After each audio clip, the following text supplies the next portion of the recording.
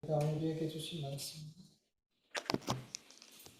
사사기 14장 5절에서 20절까지 말씀 14장 5절에서 20절까지 말씀 우리 한 절씩 교독합니다. 제가 먼저 읽습니다. 삼손이 그의 부모와 함께 딥나에 내려가 딥나의 포도원에 이른즉 젊은 사자가 그를 보고 소리를 지르는지라. 삼손에게 강하게 가서 아무것도 없이 그 사자를 염소새끼를 찢는 것 같이 찢었으나 그는 자기가 행한 일을 부모에게 알리지 아니하더라. 그가 내려가서 그 여자와 말하니 그 여자가 삼손의 눈에 들더라. 삼손이 그 여자를 맞으려고 다시 가다가 이렇게 죽음을 본즉 사자의 몸에 꿀대가 꿀이 있는지라. 손으로 그 꿀을 떠서 걸어가면서 먹고 그의 부모에게 이르러 그들에게 그것을 드려 먹게 하였으나 그 꿀을 사자의 몸에서 떠왔다고 알리지 아니하였더라. 여자에게로 내려가매 삼손이 거기서 잔치를 베풀었으니 청년들이 그렇게 하는 풍속이 있습니다. 우리가 삼손을 보고 30명을 데려와서 친구를 삼아 그와 함께 하게 한지라. 이제 내가 너희에게 수수께끼를 내리니 잔치하는 이래 동안 너희가 그것을 풀어 내게 말하면 내가 벼 30벌과 겉옷 30벌을 너희에게 주리라.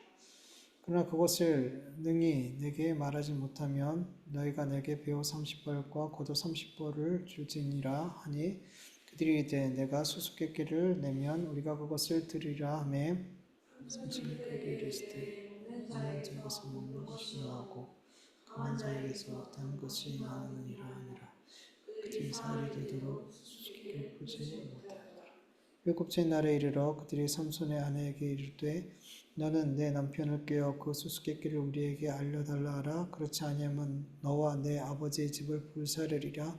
너희가 우리의 소유를 빼앗고자 하여 우리를 청한 것이 아니냐. 그렇지 아니하냐 하니 아내가 그의 앞에서 울며 이르되 당신이 나를 미워할 뿐이요 사랑하지 아니하는도다. 우리의 민족에게 수수께끼를 말하고 그 뜻을 내게 알려주지 아니하도다 한지라. 삼손이 그에게 이르되 보라 내가 그것을 내 부부에게도 알려주지 아니하였거든 어찌 그대에게 알게 하려 하였으나 7일 동안 그들이 잔치할 때 그의 아내가 그의 앞에서 울며 그에게 강요함으로 일곱째 날에는 그가 그의 아내에게 수수께끼를 알려주매 그의 아내가 그것을 자기 백성에게 알려주었더라. 날 해가 전에 삼손에게 이르되 무엇이 꿀보다 들겠으며 무엇이 사자보다 강하겠는지 한지라.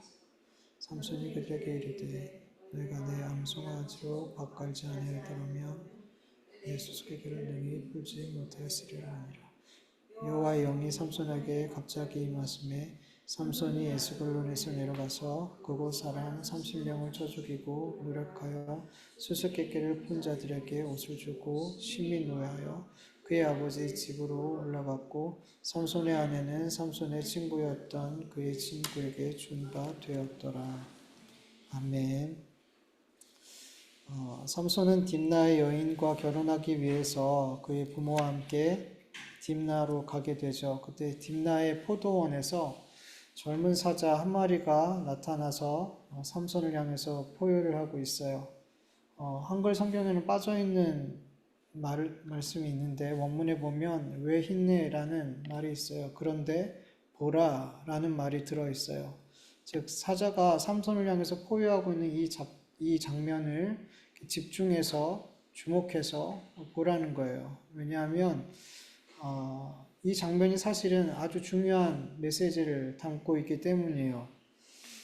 삼손을 향해 사자가 포효를 하는 순간 여호와의 영이 삼손에게 강하게 임하게 되고 그는 아무것도 손에 들지 않고 마치 염소 새끼를 찢듯이 그렇게 젊은 사자를 압도적인 힘으로 찢어 죽였어요.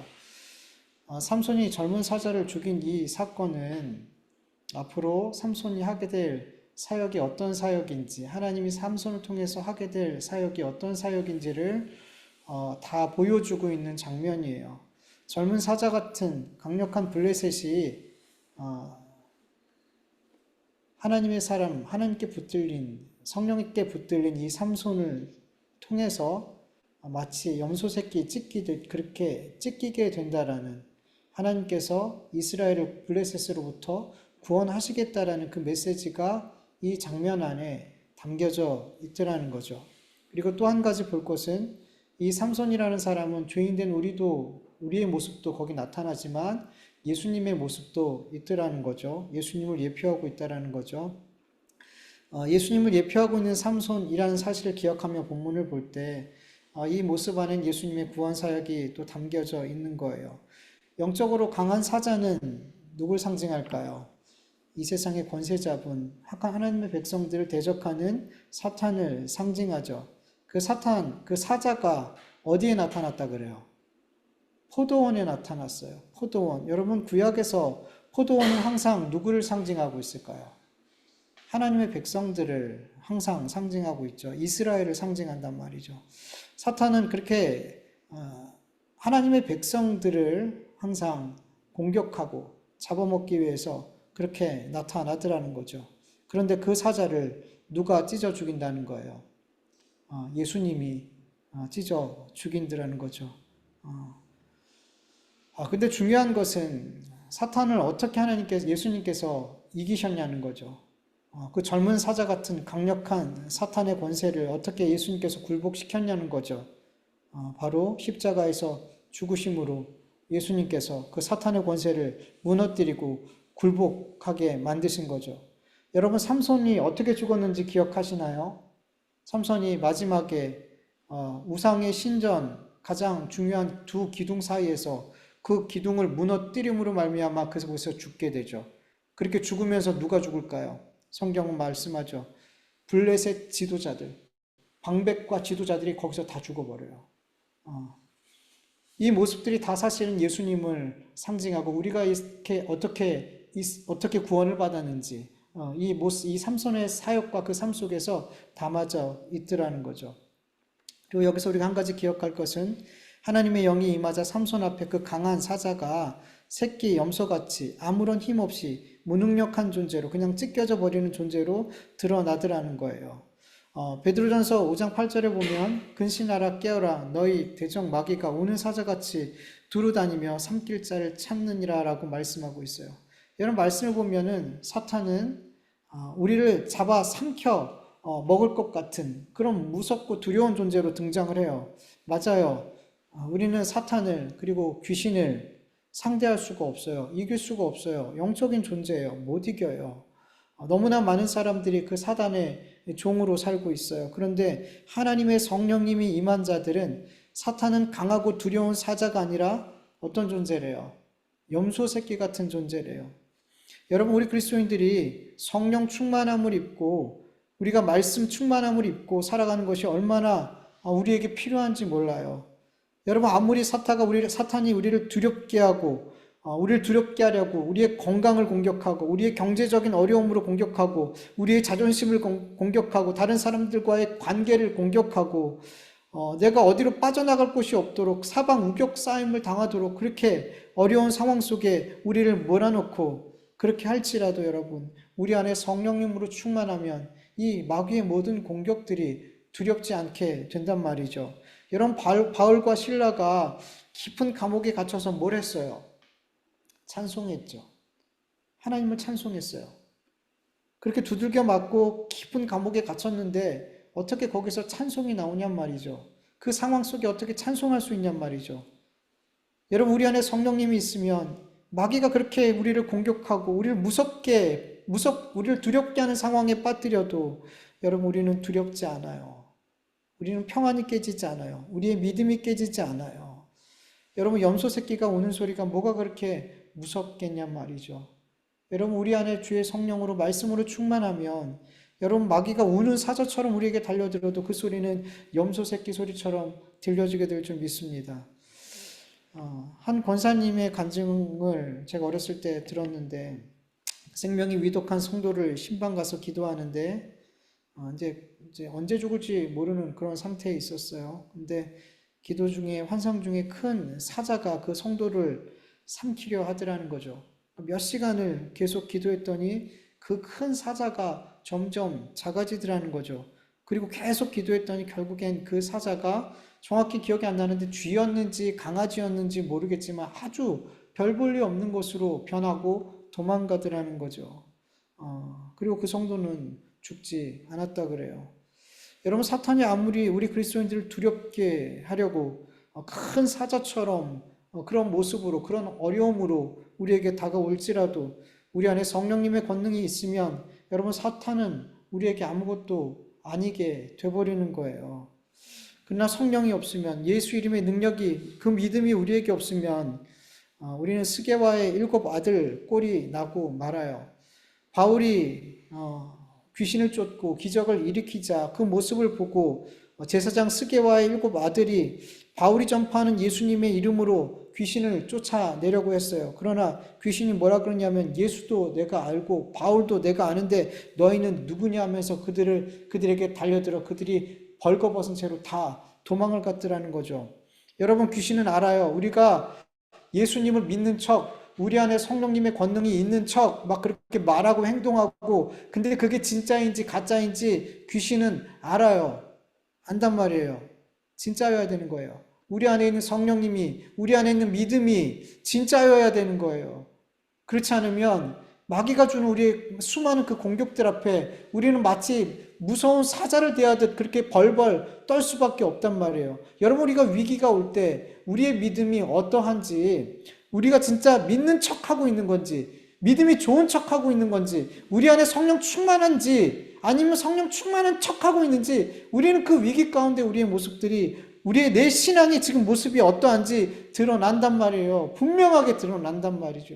스게외 아들처럼 그렇게 예수님의 이름을 가지고 귀신을 공격하지만 사실 그 속에는 예수님에 대한 믿음도 없고 예수 성령님의 권능도 아무것도 없었더라는 거죠. 그러니까 못 이기더라는 거죠. 여러분, 마귀는, 영적인 이 존재들은 우리가 절대로 이길 수가 없어요. 내가 세상으로 충만하면, 성령이 아니라 말씀이 아니라 세상으로 충만하면 세상, 이 사탄은 가장 무서운 존재가 되어서 우리를 공격하게 되는 거예요. 그럴 때 우리는 사탄에게 염소 새끼도 아닌 하루살이밖에 정도밖에 되지 않는단 말이에요. 아무것도 아니에요, 우리는 사탄에게. 그렇기 때문에 베드로전서 5장 8절에는 근신하라고, 깨어있으라고 말씀하고, 베드로전서 5장 9절에는 믿음으로 굳게 하여 그를 대적하라 라고 말씀하고 있어요. 근신하고 깨어있고 믿음으로 굳게 서서 사단과 대적하기 위해서는 대적할 수 있는 무기가 있어야 되잖아요. 그게 뭐예요? 성령의 검, 곧 말씀. 에베소서 6장 17절, 성령의 검, 곧 하나님의 말씀을 가져라. 아멘. 여러분, 우리 안에 하나님의 말씀, 생명의 복음으로 충만한 것이 곧 성령 충만한 거예요. 막 뭔가 능력이 나타나고 막 그래야지 우리가 성령 충만한 것이 아니라 하나님의 말씀이 내 안에 거하고 그 말씀이 내 안에 충만하고 내 삶을 인도해가는 그 삶이 성령 충만한 삶이에요. 그럴 때 여러분, 마귀가 아무리 무서운 사자처럼 우리에게 달려들어도 그 울음소리는 염소 새끼 소리밖에 되지 않는 거예요. 야고보서 4장 7절을 보면 그런즉 너희는 하나님께 복종할지어다 마귀를 대적하라 그리하면 너희를 피하리라 라고 말씀하세요. 여러분, 마귀는 우리가 도망가고 무서워해야 될 존재가 아니라 여러분, 싸워서 이겨야 될 대상인 줄 믿습니다. 그들이, 우리가 예수 그리스도로 충만하고 말씀으로 충만하고 성령으로 충만하면 그들이 우리를 삼키려고 달려들어도 그들은 한 길로 왔다가 이 7길로 패하여 도망가게 될 줄 믿습니다. 여러분, 성령의 검, 곧 하나님의 말씀을 붙들고 싸우는 거는 어떤 거예요? 마귀가 우리를 잡아먹으려고 달려들 때 하나님, 우리가 그냥 알고 있는 말씀을 막 그냥 외치면 되는 거예요. 하나님 말씀을 그렇게 선포하면 그게 말씀의 검을 휘두르는 거예요. 성령께서 나에게 주신 그 말씀, 그 순간, 그 어려움 속에 그 마귀가 나를 공격하고 있을 때 내 안에서 말씀하고 있는 그 하나님의 말씀, 그 성령님의 그 말씀을 붙들고 순종하는 거예요. 복종하는 거예요. 그게 하나님의 검으로 싸우는 거란 말이에요. 사탄이 우는 사자처럼 나를 두렵게 하기 위해서 나의 삶의 많은 것들로 공격할 때 그 모든 상황에서 하나님의 말씀을 택하는 거예요. 그 말씀에 순종하는 거예요. 그게 말씀의 검으로 싸우는 거란 말이에요. 그냥 어려운 일이 있을 때 그냥 하나님의 말씀을 이야기하는 게 아니란 말이에요. 그거보다 훨씬 더 치열한 싸움이라는 거죠. 그 말씀에 순종하는 거예요. 하나님의 말씀에 순종하는 자에게 마귀는 정말 아무 힘을 쓰지 못하더라는 거죠. 내가 하나님의 말씀에 내 목숨을 다해서 순종하기로 작정한 그 사람에게는 그 어떤 마귀의 공격도 두렵지가 않고 통하지가 않더라는 거죠. 하나님의 말씀에 순종하기로 작정하고 하나님의 뜻을 따라 순종하기로 작정한 그 다니엘의 세 친구가 풀무불을 무서워하던가요? 하나님의 뜻에 순종하기로 작정하니까 풀무불이 두렵지가 않더라는 거죠. 하나님의 말씀에 순종하기로 작정한 다니엘이 사자굴에 들어가는 걸 무서워하더란가요? 안 무서워하더라는 거예요. 뜻을 정했기 때문이에요. 나는 하나님의 말씀에 내 생명을 걸기로 작정했더라는 거예요. 그런 사람에게는 사자가 더 이상 사자의 역할을 못하더라는 거죠. 마귀가 우는 사자처럼 달려들어도 그 소리는 염소 새끼 우는 소리처럼 밖에 들리지 않는다는 거예요. 아무것도 바꾸지 못한다는 거예요. 내 마음의 중심을 아무것도 바꾸지 못한다는 거죠. 여러분 말씀의 검을 가지시고 성령의 검을 가지시고 여러분 마귀와 대적하길 간절히 원합니다. 단순히 말씀을 선포하는 것이 아니라 그 상황 속에서 나에게 준 그 하나님의 말씀을 선택하고 순종하면서 그 싸움을 싸워가기를 간절히 원합니다. 내 마음이 그렇게 말씀으로 작정되어질 때 말씀에 순종하기로 어떤 일이 있어도 그 말씀에 순종하기로 작정하게 될 때 여러분 사탄이 우리를 어떻게 공격해도 우리는 안 넘어져요. 안 무너져요. 두렵지 않아요. 단지 우리가 작정하지 않기 때문이에요. 하나님의 말씀에 내 삶을 걸리라. 하나님의 말씀에 순종하리라. 내가 작정하지 않기 때문에 사단이 우리에게 무서운 사자처럼 그렇게 보여지는 거예요. 여러분 작정하길 간절히 원합니다. 여러분 말씀을 휘두르길 간절히 원합니까? 그렇다면 작정하세요. 하나님의 말씀에 순종하기로 작정할 수 있길 간절히 원합니다. 7절을 보면 삼손이 그 여자와 말하니 그 여자가 눈에 들었다라고 말씀하고 있어요. 원어로 보면 삼손의 눈에 옳게 보였다. 그 여자가 옳게 보였다. 그 여자와 결혼하는 것이 옳게 보였다. 이렇게 말씀하고 있어요. 블레셋 딥나의 여인을 자기의 아내로 삼기로 한 결정적인 이유가 삼손의 눈에 옳게 보였기 때문이에요. 내 눈에 옳게 보였기 때문에. 여러분 우리 그리스도인 역시도 그렇게 하나님의 백성임에도 불구하고 영적인 나실임에도 불구하고 여전히 우리는 우리의 눈에 옳게 보이는 선택을 하면서 살아가고 있음을 이 삼손을 통해서 우리에게 알려주고 있어요.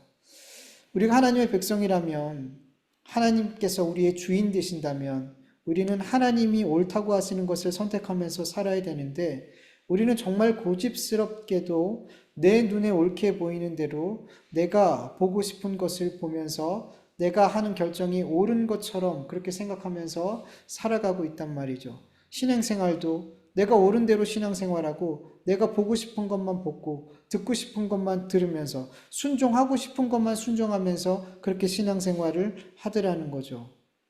우리의 삶에도 사사시대의 그 특징들이 그대로 우리의 삶에 나타나요. 그때 이스라엘의 왕이 없었으므로 사람마다 자기의 소견대로 옳은 대로 행했던 것처럼 지금도 여전히 우리는 그렇게 내가 왕이 돼서 내 소견에 옳은 대로 살아가더라는 거죠.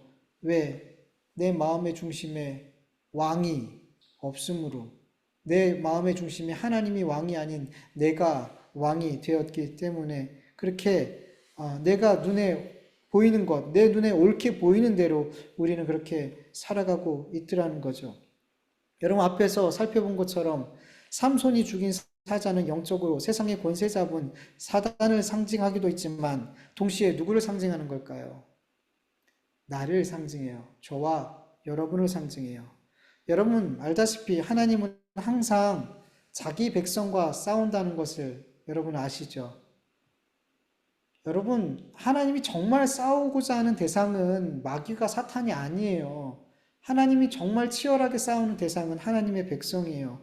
왜냐하면 우리는 계속해서 내가 주인으로 내가 왕으로 하나님의 말씀을 거스리고 내 육신의 정욕을 따라 살려고 끊임없이 그런 욕구를 가지고 우리는 살아가고 있기 때문이에요. 우리는 한마디로 내 자아로 살아간단 말이에요. 자아로 살아간다는 건 사고와 감정과 의지와 체험, 행위, 모든 것들, 이 모든 것들을 내가 주관하면서 살아간다는 거예요. 내가 주체라는 거예요. 그런 내가 내 자아로 살아간다는 거예요. 그래서 하나님께서는 극상품 포도를 심었는데 우리는 계속해서 하나님 앞에 들포도 열매를 맺는 삶을 사는 거예요.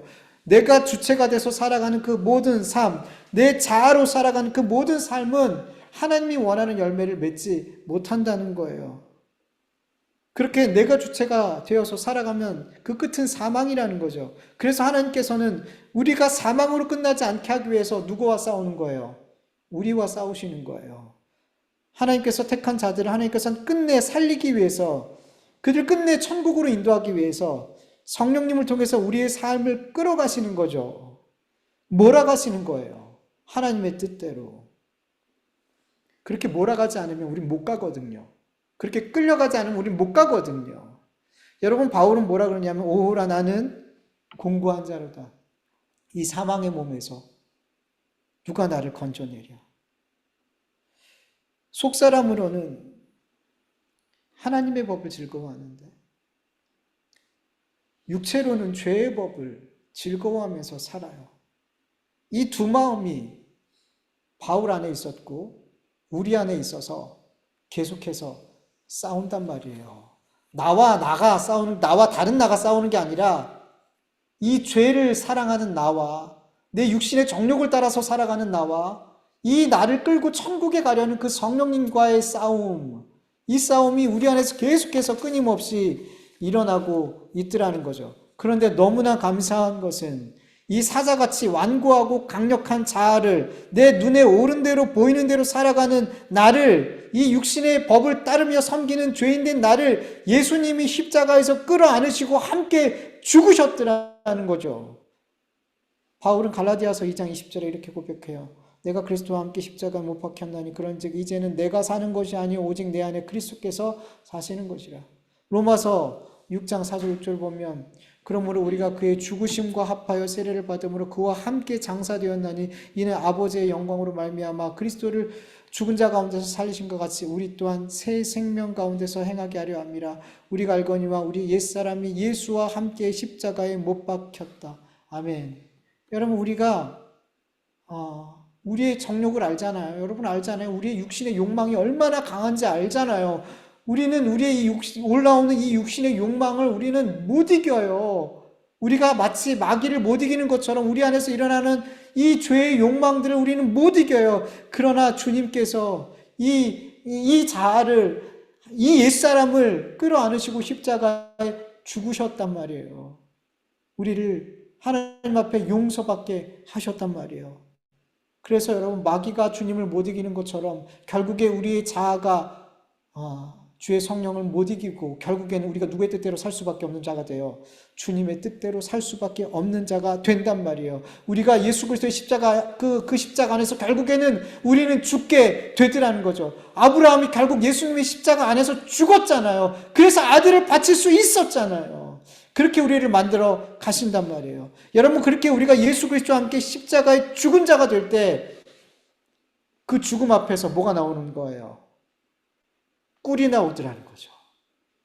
그 죽은 사자 안에서 꿀이 나오는 것처럼 우리가 예수 그리스도의 십자가 안에서 함께 죽은 자가 죽고 내 안에서 예수가 왕이 되는 삶을 살아갈 때 우리 안에서 꿀이 나오더라는 거죠. 그 죽은 사자에서 꿀이 나오는 것처럼. 이 꿀이 뭐예요? 여러분, 성경에서 꿀은 뭘 상징해요? 여러분, 만나를 뭐라 그래요? 보통 말씀이라 그러죠. 이 말씀이 무슨 맛이래요? 꿀이에요. 여러분, 성경을 보면 예언자들이 두루마리를 삼키는 환상을 보는데 그 두루마리를 먹을 때 그 맛이 무슨 맛이에요? 꿀이에요. 하나님의 말씀은 꿀송이보다 더 달다 그러죠. 이렇게 성경은 하나님의 말씀을 꿀로 표현한단 말이죠. 여러분, 우리가 예수 그리스도 앞에 십자가에서 우리의 자아가 함께 죽고 우리가 새로운 피조물로 살아갈 때 여러분 우리의 삶에서 뭐가 세상 사람들에게 뭐가 나타나는 거예요? 우리의 삶을 통해서 하나님의 말씀이 드러나는 거예요. 말씀이 나오게 되는 거예요. 여러분. 이런 놀라운 변화가 있게 되는 거예요. 우리가 죽을 때 우리가 죽어야만 꿀이 나와요. 안 그러면 우리가 죽지 않잖아요. 그러니 우리는 젊은 사자가 돼서 계속해서 세상 사람들처럼 잡아먹는 삶을 산단 말이에요. 다른 사람을 잡아먹고 죽이고 이기려는 삶을 산단 말이에요. 그런데 내가 죽을 때에 우리 안에서 꿀이 나와요. 꿀이 나와야 돼요, 여러분, 우리의 삶에서. 네. 블레셋 여자를 보고 돌아온 삼손은 얼마의 시간이 지난 뒤에 그 여자와 결혼식을 하기 위해서 다시 딥나로 내려가는데 그때 삼손은 8절과 같이 자신이 죽인 그 사자의 몸에서 꿀이 있는 것을 보고 그 꿀을 떠서 자기도 먹고 부모에게 떠드렸어요. 성경을 보면 삼손은 사자를 찢어 죽인 것도 그리고 사자의 몸에서 꿀이 나온 것도 누구에 대해 엄마 아빠한테도 누구에게도 말하지 않았어요. 이 사건은 삼손만이 알고 있는 비밀스러운 경험이었어요. 그리고 삼손은 자신만이 알고 있는 이 비밀스러운 이것을 가지고 결혼잔치에 온 30명의 블레셋 청년들에게 수수께끼를 내죠. 그러면서 삼손이 낸 수수께끼를 자기가 낸 수수께끼를 맞추면 그 삼손의 30명의 청년들에게 각각 배옷 30벌과 겉옷 30벌을 주겠다 약속해요. 그런데 만약에 그 문제를 7일 동안 잔치할 동안 못 맞추면 너희가 그 30벌의 배옷과 겉옷을 나에게 달라고 그렇게 내기를 하게 되죠. 여러분 이 내기는 심심풀이로 가볍게 할 수 있는 내기가 아니에요. 여러분 당시의 옷은 아주 큰 재산이었기 때문이에요. 사사기 17장을 보면 미가라는 사람이 있었는데 이 미가가 떠돌이 레위인을 자기 집에 들이고 그 레위인을 자기 집 제사장으로 삼아요. 그리고 1년 연봉으로 은 10개와 의복 한 벌과 먹을 것을 약속을 해요. 그게 연봉이었어요. 이처럼 의복은 귀하고 귀한 재산이었단 말이죠. 아주 큰 내기를 한 거예요, 사실은. 여러분, 삼손이 왜 이런 내기를 한 걸까요? 결혼식에서 한몫 단단히 챙기려고 이런 내기를 한 걸까요? 아니면 잔치에 어떤 큰 즐거움, 어떤 짜릿함을 주기 위해서 이런 내기를 한 걸까요?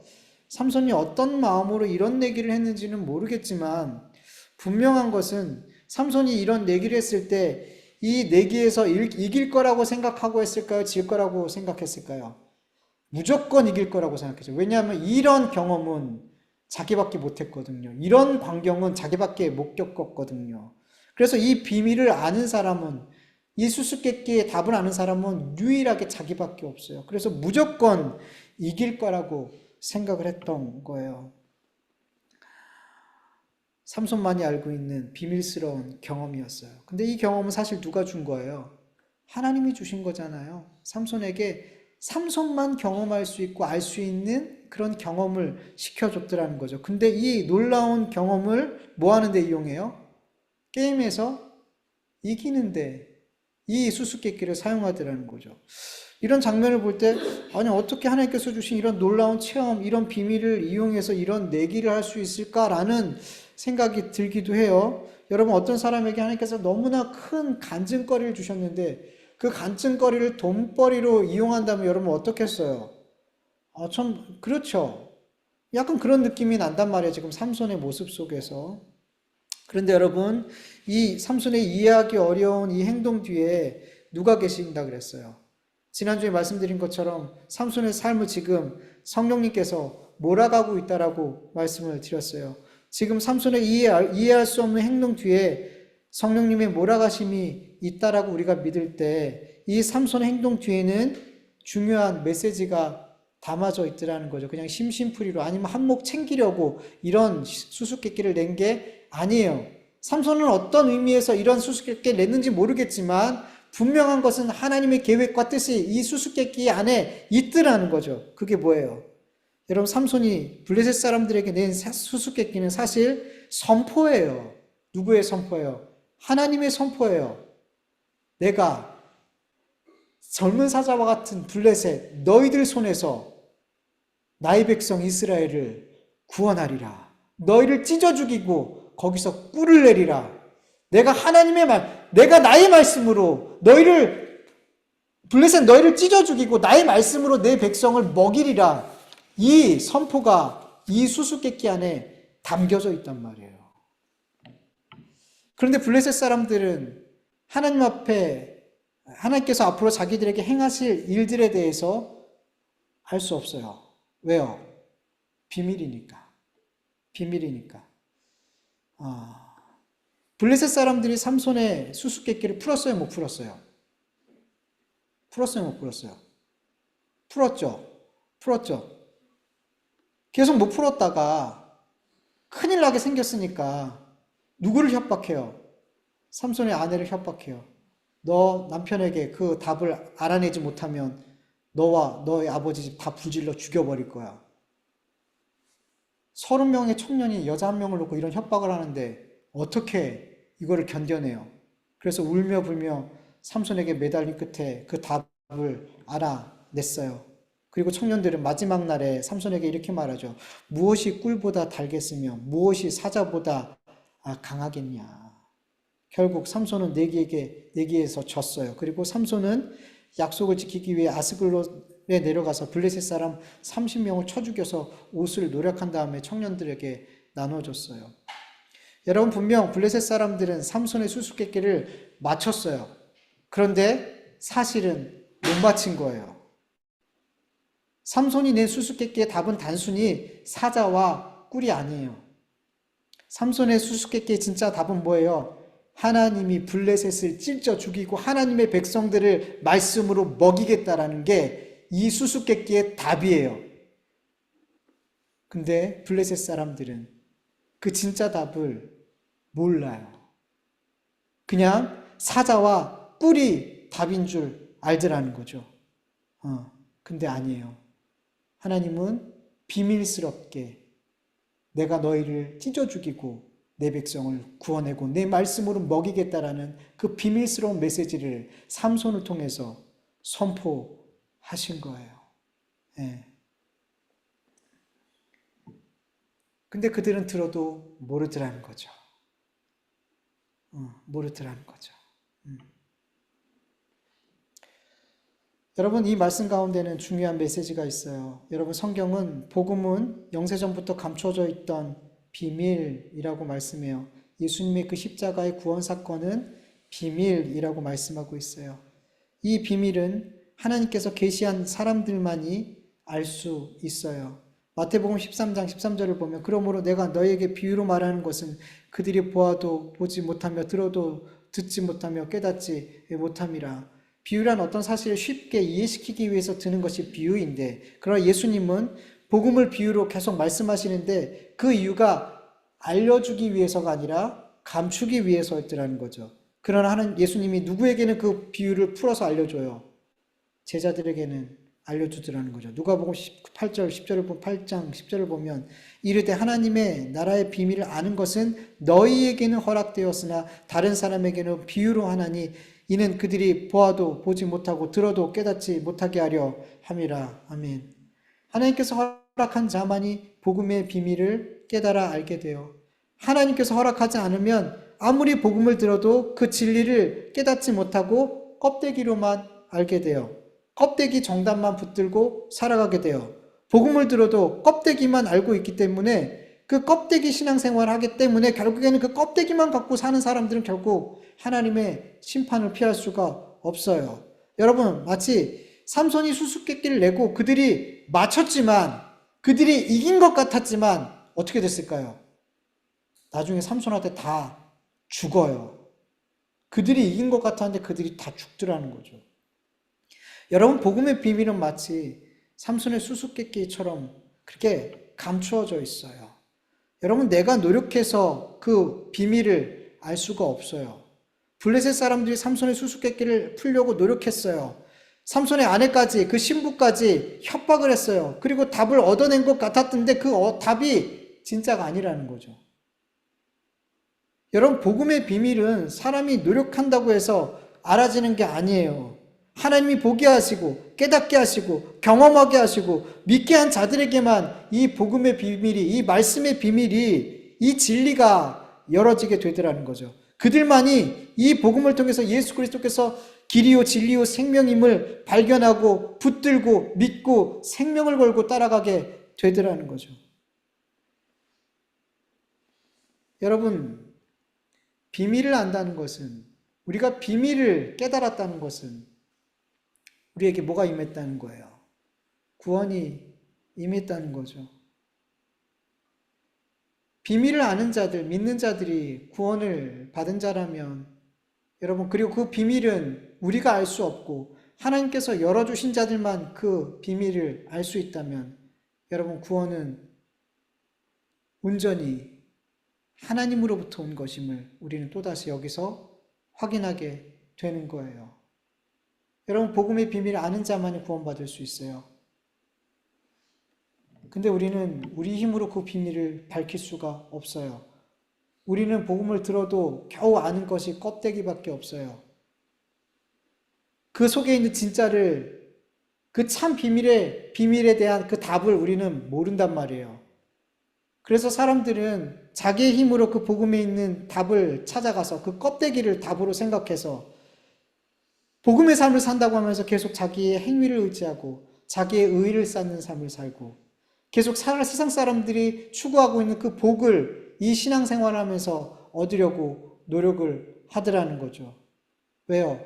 그들이 갖고 있는 답은 껍데기거든요. 그렇게 사람이 찾아가는 진리의 답은 그게 진짜 진리가 아니에요. 진짜 진리는 사람이 얻을 수 있는 게 아니에요. 찾아낼 수 있는 게 아니에요. 하나님이 선물로 주셔야지 그 복음의 비밀이 깨달아지는 거예요. 우리의 행위야, 우리의 열심, 그 어떤 것으로도 우리는 복음의 진리를 깨달을 수도 없고 믿을 수도 없고 구원을 받을 수도 없는 거예요. 우리의 구원은 하나님의 전적인 은혜인 거예요.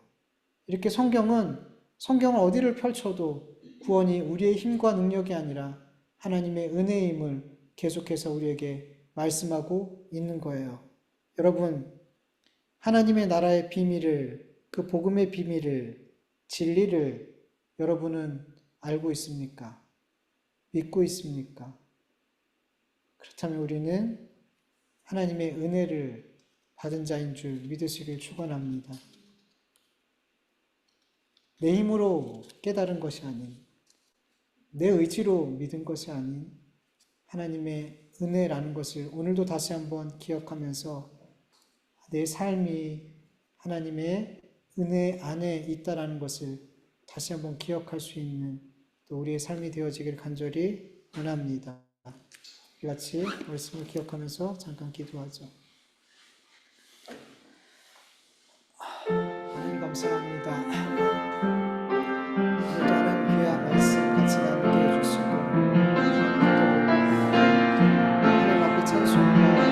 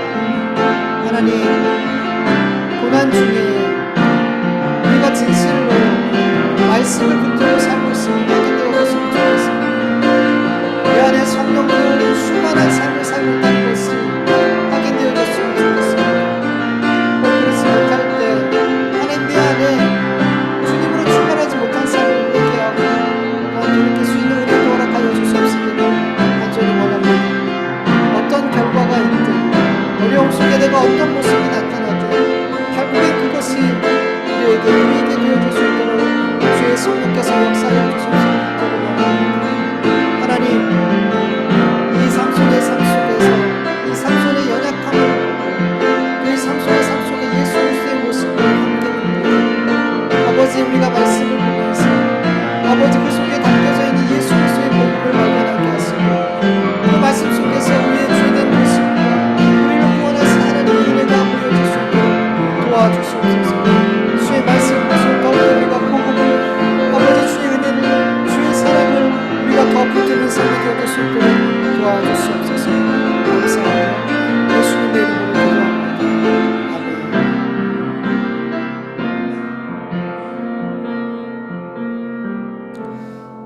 감사합니다. 오늘도 이렇게 함께 찬송을 드리고 기도를 드리고 하나님 앞에 예배할 수 있도록 은혜 베풀어 주심을 감사합니다. 하나님, 우리의 삶 속에서 우리가 하나님을 아버지라 부르고 예수 그리스도를 나의 주님이라고 부르지만 우리는 여전히 내 눈에 오른 대로 살아가는 경우가 너무나 많습니다.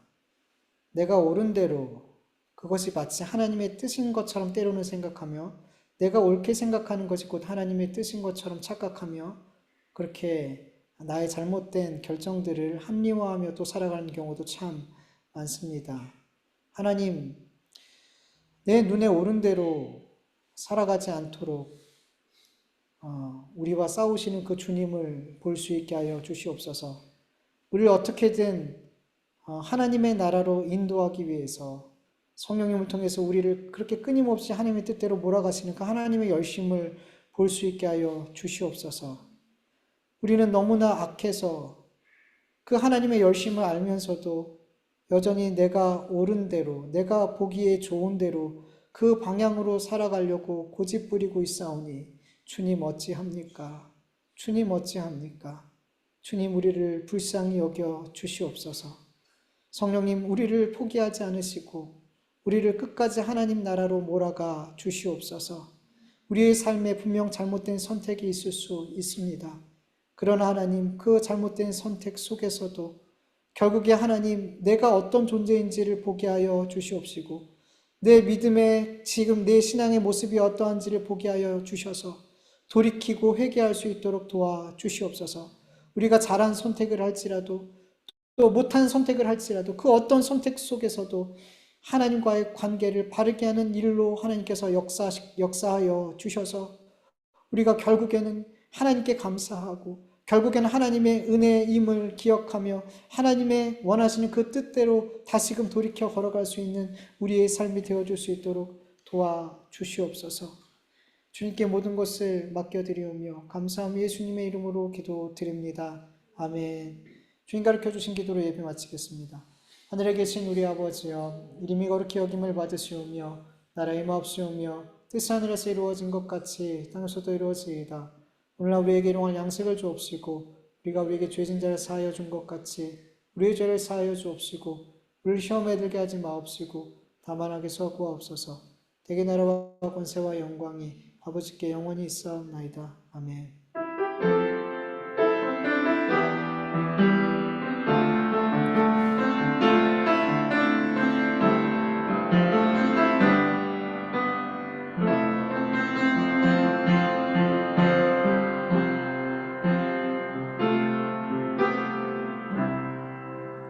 우리 예배를 받아주신 하나님께 감사와 영광의 박수 올려드립니다. 하나님 감사합니다.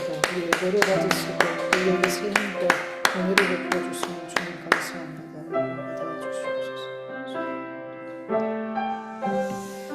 예배 마쳤습니다. 남은 한 주간도 주 안에서 승리하시고 건강하게 주일날 다시 만났으면 좋겠습니다. 예배 마쳤습니다.